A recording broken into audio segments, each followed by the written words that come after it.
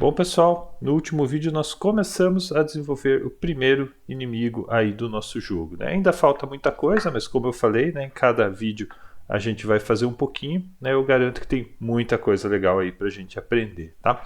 Então vamos começar agora dando uma melhorada no visual aqui do nosso inimigo, né? Ele está completamente estático, não tem, né, nenhuma animação.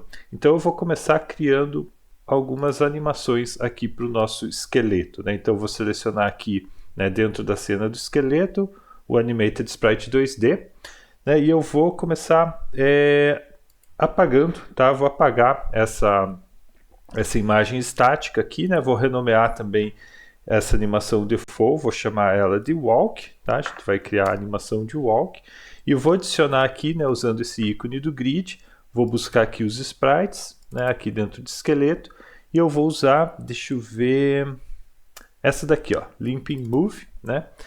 Aqui dá pra gente usar esse auto fatiar, pelo que eu vi tá funcionando bem, né? Então é bom a gente só conferir se ele dividiu tudo certinho. Vou clicar aqui em selecionar tudo e adicionar esses 6 quadros, né? Então vamos dar o play aqui e a gente já vê a animação funcionando.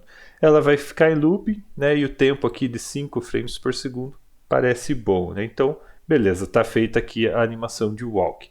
Agora eu vou adicionar uma segunda animação que vai ser dela morrendo, né? Então eu vou colocar aqui como dead e vou adicionar também aqui pelo grid e vou pegar essa imagem aqui, ó, né? Que também está dividida aí em vários quadros. Vou usar o auto fatiar, né? Beleza, recortou tudo certinho, selecionar tudo e vou adicionar esses quadros, né? Vamos dar o play aqui, né? É a caveirinha se desmontando.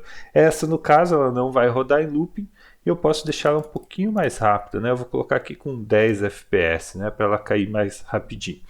Beleza, então finalizamos aqui, né, os dois primeiros estados para o inimigo, né? Dead e walk.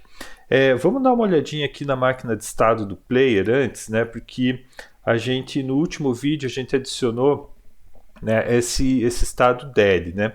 E esse estado é interessante porque assim, ele pode ser, né, a gente pode chegar nesse estado a partir de qualquer outro estado, né? Ele pode estar correndo, pulando, se chocou com algum inimigo, ele morre, né? Então eu vou representar isso colocando uma setinha vindo de fora, né, de fora do estado, para indicar que, né, é uma ação externa ao player, né, não depende de nada dele, né, é algo que acontece. E eu vou colocar também uma setinha verde aqui no idle, só para indicar que o idle é o estado de entrada, né, o primeiro estado que começa, né? Então, só para a gente atualizar o player antes da gente fazer aqui, né, um esboço da nossa máquina de estado agora do esqueleto, né? Então, aqui para o esqueleto a gente vai ter o walk e o dead, como a gente já fez lá as animações, né? A animação de entrada vai ser o walk, então ele sempre vai começar nesse estado, e também, né, ele vai morrer a partir de uma ação externa, né, a partir da colisão ali com o player, né? Então está aqui a máquina de estado inicial aqui do nosso esqueleto. Beleza, voltando aqui para Godot. Então o que a gente vai fazer? A gente vai começar a desenvolver essa máquina de estado, né? Então eu vou vir aqui para o script aqui do esqueleto, né, que está bem cru ainda, e vou declarar aqui o enumerador, igual a gente fez lá com o player, né? Então eu vou colocar aqui como skeleton state e vou declarar aqui todos os possíveis estados, né? Então, por enquanto, walk e dead, né? Então ou ele está andando ou ele está morto. Então agora a gente já declara aqui a nossa variável de status, né, onde a gente vai guardar o estado atual, né, e ela vai ser do tipo skeleton state. Beleza. E agora aqui dentro do Physics Process, né, essa parte da gravidade a gente vai manter, porque eu quero que em todos os estados, né, a gente tenha a gravidade, e esse Move and Slide também, né, que é a parte onde ele realmente faz a física, né. Então aqui no meio a gente vai colocar o nosso match, né, para verificar o estado atual, né, através da nossa variável status, e aqui a gente vai verificar, né, se ele tiver, então, no skeleton state.walk, a gente vai chamar a função walk state, né? Eu vou passar o delta aqui para a gente manter sempre esse padrão. E se ele tiver no estado skeleton state.dead, a gente vai chamar a função dead state, passando também o delta. Beleza, e agora eu vou fazer, né, aqui embaixo, vou escrever, né, todas as funções. Então, igualzinho a gente fez com o player, né? Eu vou ter aqui a goToWalkState.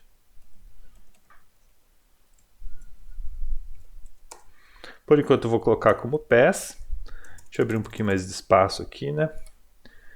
Vou colocar aqui a função goToDeadState. Colocar como pass também. E agora as duas funções próprias do estado, né? A função walkState, recebendo delta. Colocar como pass. E a função deadState, também recebendo o delta.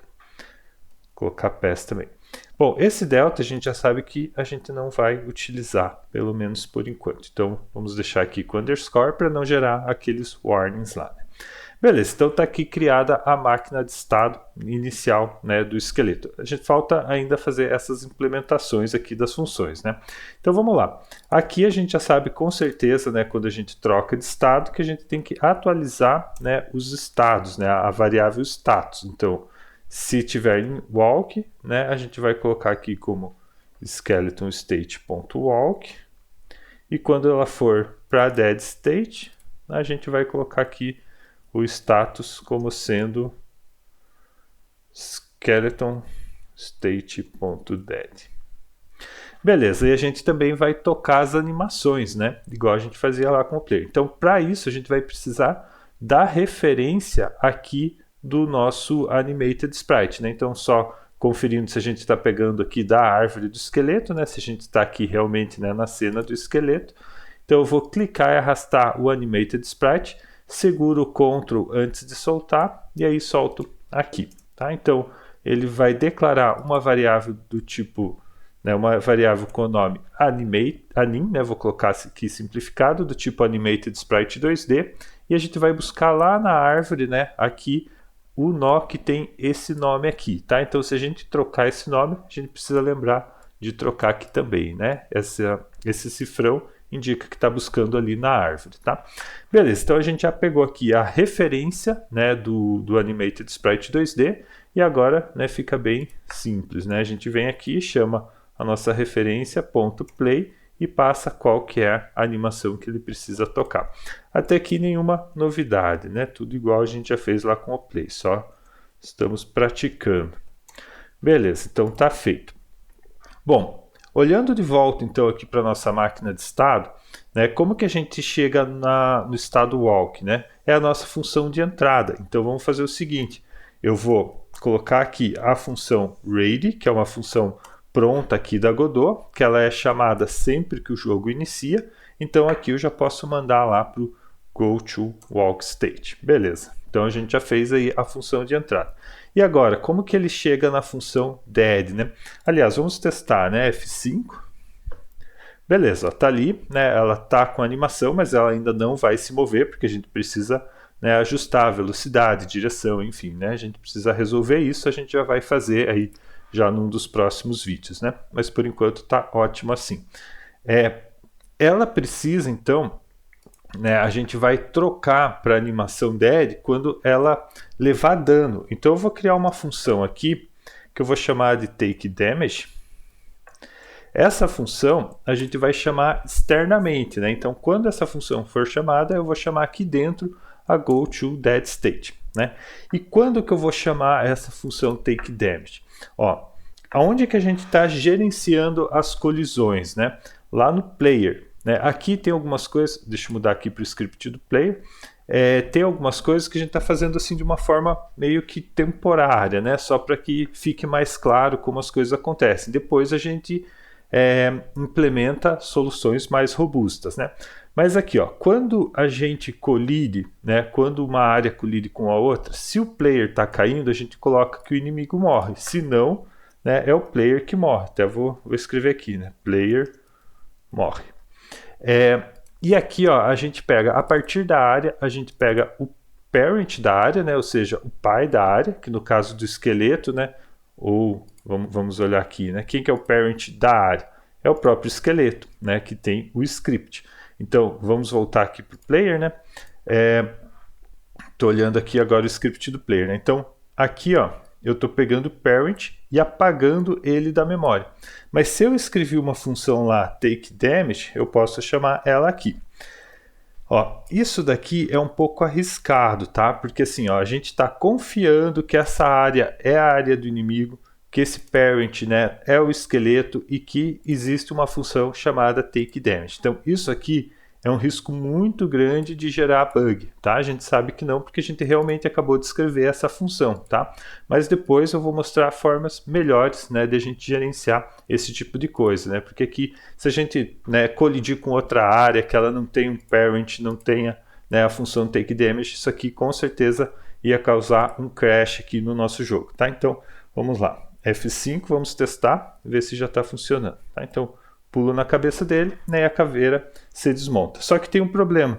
Se eu pular de volta, ó, acontece de volta. E se eu bater de frente, o player morre, né? Por quê? Porque a gente, né, fez uma animação ali da caveira morrendo, mas os colisores, eles continuam lá, né? Então eu vou ligar aqui a forma de colisão visível e a gente vê, né, que a gente mata, mas o colisor está ali e ele continua tendo ação. Então a gente precisa desativar esse colisor no momento que a caveira morre, né? Então como que a gente pode fazer isso? Ó? Eu vou vir aqui no script do esqueleto, né? E aqui no go to dead state a gente pode desligar então a hitbox, né? Para desligar, bom, existem várias formas, né? Eu vou primeiro trazer a referência da hitbox aqui, então a gente arrasta, solta, né, segurando o CTRL. Vou deixar com o nome hitbox mesmo, né? Ela é do tipo área 2D, tem o nome hitbox, beleza. Então aqui, ó, quando a gente, né, mudar para o estado dead, o que a gente vai fazer? Eu vou pegar a hitbox, tá? E eu vou trocar o process mode, tá? Então a gente procura aqui, ó, process mode igual, né? O autocomplete já sugere aqui pra gente, eu vou colocar como esse disabled. Isso daqui, ó, é a mesma coisa que a gente selecionar aqui. A gente pode vir aqui embaixo, deixa eu tirar aqui a imagem. A gente pode vir aqui embaixo nesse process e aqui, ó, mode, tá? A gente pode escolher aqui. Então é a mesma coisa, só que aqui a gente faz via código.